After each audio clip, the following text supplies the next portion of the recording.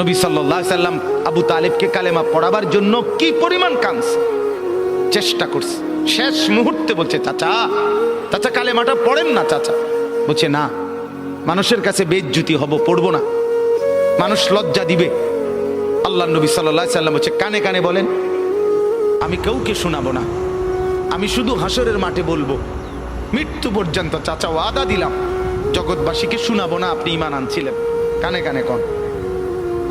আবু তালেব বলছে না, কানে কানেও বলবো। এবার নবী বলে চোখের পানি ফেলতে ফেলতে, চাচা এমনও কইতেন না তো, ঠিক আছে চাচা, আমি কালেমাটা পড়ি, আপনি শুধু ঠোঁটটা নাড়ে, আপনি শুধু ঠোঁটটা নাড়বেন, আমি হাসরের দিন বলবো, মাওলা আমার চাচা কালেমা পড়ছিল এই জন্য ঠোঁট নাড়ছে, এর সুযোগ দেন। চাচা বলছে না না না, আমি